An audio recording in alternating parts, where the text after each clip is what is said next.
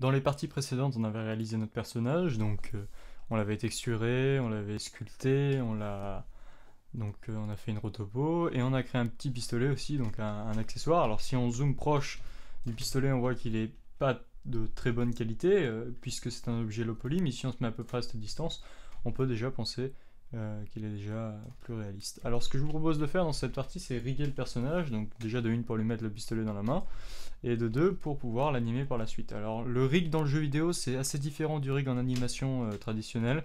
C'est des rigs relativement simples. Alors je dis en jeu vidéo ce qu'on va faire plutôt. Donc on va pas se casser la tête avec de nombreuses contraintes comme on pourrait retrouver dans les grands films d'animation où par exemple on pourrait riguer une tête avec plus de 200 bones sur la tête.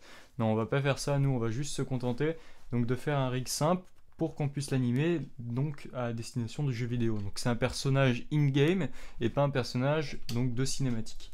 Donc je vous propose de commencer dès maintenant. Donc je vais cacher la texture, ça sera plus agréable pour travailler. Je vais mettre le pistolet donc en appuyant sur M sur le calque du dessous. Et maintenant je travaille uniquement avec ce personnage.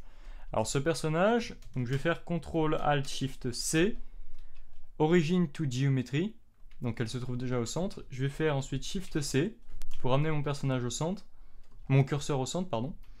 Je vais positionner à peu près le curseur à cet endroit-là. Donc vous voyez que là, le curseur se trouve au centre, donc le personnage est un peu décentré. Je vais faire Shift S et je vais faire Selection to Cursor. Donc le personnage est recentré, c'est plus pratique pour travailler, pour l'ajout d'objets. Donc voilà. Je vous propose maintenant donc de commencer à riguer notre personnage. Alors on va utiliser une technique donc, qui s'appelle le Rigify. Donc c'est un add-on qui est dans Blender qu'il faut aller activer par contre. Donc Rigify il s'appelle, vous tapez Rigify dans les User Preferences dans Add-on et vous cochez le Rigify.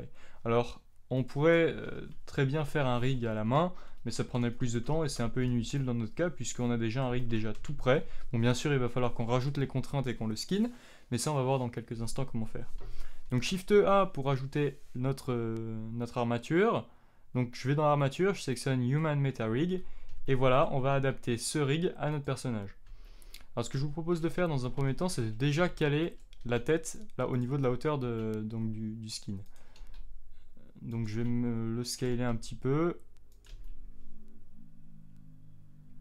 Peut-être on va plutôt caler les mains. On va scaler un tout petit peu. Je pense que là au niveau de la taille c'est bon. Alors je vais faire une sélection, Shift S, et là je vais faire Selection to Cursor au niveau juste de mon armature, Shift S, Selection to Cursor. Et bien sûr, ensuite, je vais activer le X-Ray sur mon armature pour qu'on puisse voir à travers le personnage. Donc, ce que je vous propose de faire maintenant, c'est d'appuyer sur la touche T et N pour cacher d'une part le menu à la droite de l'écran et faire apparaître le menu à la gauche de l'écran, et cliquer sur X-Axis Mirror qui va nous permettre de travailler en symétrie.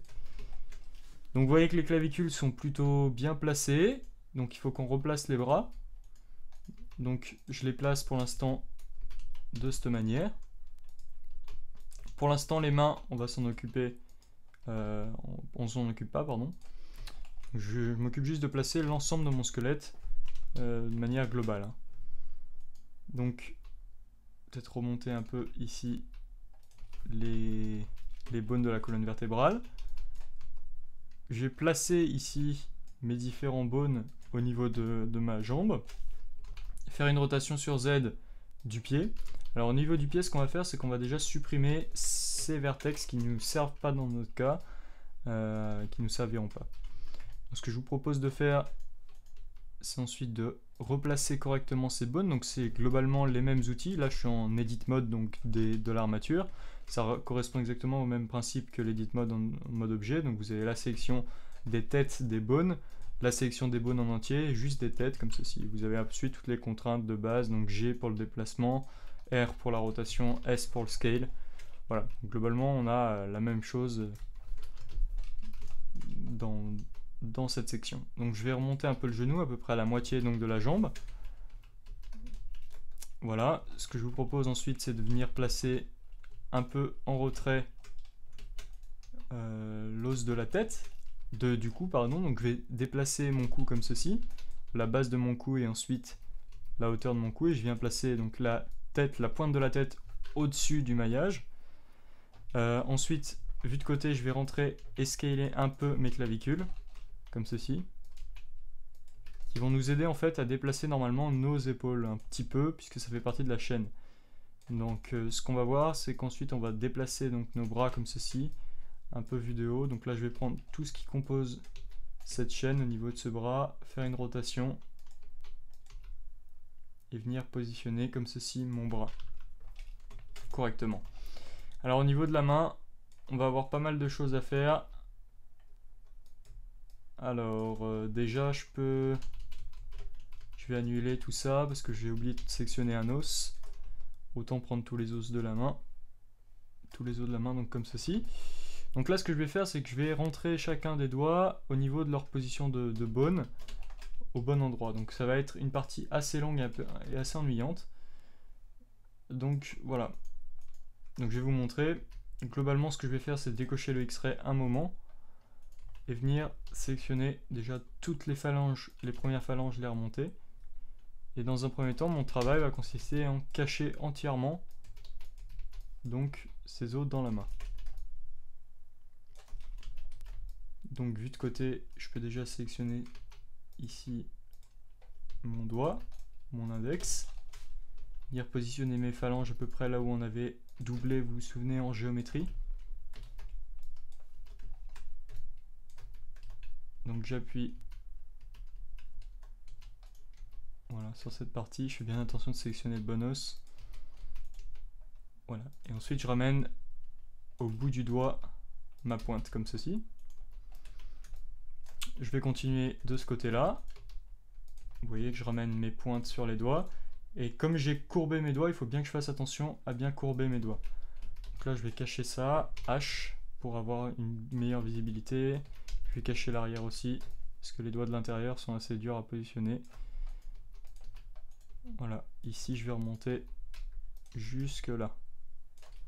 Et bien sûr, n'hésitez pas à retravailler en vue de top. Voilà, donc Alt H pour faire revenir le reste des doigts. Ici, je remets mes phalanges, comme il se doit. Voilà, donc je vais reprendre cet os, le remonter. Ensuite, sélectionner celui-là. Alors, juste peut-être juste le bout. Donc, vous voyez que je fais une désélection comme on l'a vu dans les parties précédentes avec la touche B plus le clic du milieu de la souris. Donc, là, je déplace mes os dans mes doigts. Voilà, donc des fois, j'appuie sur Z pour quitter le mode transparence et vérifier que mes os ne sortent pas trop de ma main. Voilà, donc je les replace tranquillement. Vous voyez, bon, pour l'instant c'est un travail un peu lancinant, mais si c'est bien fait, ça devrait nous faire gagner du temps par la suite au niveau du skinning. Voilà, donc là je pense, alors n'hésitez pas surtout à faire des CTRL Z si vous sentez qu'il y a quelque chose qui ne va pas. Là je vais à la main venir replacer un peu mes phalanges. Voilà. Alors des fois j'appuie sur Alt A sans faire exprès, parce qu'en fait je me sers de la touche Alt pour me déplacer. Je trouve ça plus rapide que le clic du milieu de la souris. Avant j'utilisais beaucoup le clic du milieu de la souris, mais je me suis habitué avec la tablette graphique à appuyer sur la touche Alt, donc avec les préférences qu'on avait vues dans la partie sculpting. Voilà. Donc là je vais faire une rotation au niveau de mon pouce. Alors le pouce n'a qu'une seule phalange. Voilà, je remonte mon pouce. Alors là il faut bien comprendre l'orientation du pouce et bien mettre les os pardon, dans le pouce. Alors c'est quelque chose pas toujours facile. Voilà, comme ceci. Alors cet os, je vais le remonter un petit peu. Alors vous voyez qu'on a déjà toute la hiérarchie qui est faite, ce qui est plutôt un bon point pour nous. Donc ici on a un os que je vais remonter un peu de manière plus droite. Je vais globalement remonter les os un peu plus haut dans la main, comme ceci. Donc on a toute la hiérarchie, je disais, qui a été faite sur le personnage au niveau donc, de son armature, donc ce qui est très pratique. Donc, maintenant je peux réafficher le X-Ray. Je vais sauvegarder dans un nouveau personnage, donc le perso 12. Voilà, comme ceci. Et là, ce que je vais faire, c'est que je vais passer en mode, dans mon cas, stick, que je trouve plus pratique pour regarder mon personnage avec. Donc là, je vous propose d'appliquer déjà un skinning automatique sur notre personnage, que vous allez voir qui est très impressionnant. On n'aura plus grand chose à faire au niveau du travail après, au niveau du skinning, pardon.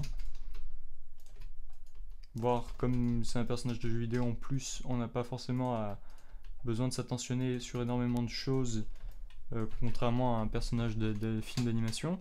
Donc là, je vous propose de passer en Object Mode des deux côtés, sélectionner d'abord mon personnage, ensuite l'armature, faire CTRL-P, et là on va faire With Automatic Weight, c'est-à-dire avec un calcul automatique du skinning. Donc si j'appuie sur CTRL-Tab sur mes os, vous voyez qu'on a tout notre personnage qui est déjà skinné. Voilà, et il nous reste donc globalement plus que les contraintes et 2-3 petits trucs de skinning à faire sur le personnage. Donc je vous propose de voir ça dans la vidéo suivante. Voilà, donc si on ramène la texture, on peut déjà un peu s'imaginer donc voilà à quoi ça va ressembler. Le problème c'est, vous voyez au niveau de l'arrière, ici on a les poches qui sont mal skinnées, enfin qui partent un peu avec le personnage, je trouve ça assez désagréable. Globalement au niveau des doigts, vous allez voir que c'est assez précis que le skinning. Voilà, ça marche plutôt bien. Donc les doigts ont bien été individualisés. Donc je vous propose dans la prochaine vidéo qu'on s'attaque au reste de notre skinning un peu, et de voir un peu comment ajouter des contraintes pour finir notre rig. Donc vous remarquez que c'est quand même assez rapide avec l'outil Rigify. Je vous dis à tout de suite dans cette prochaine vidéo. Ciao ciao.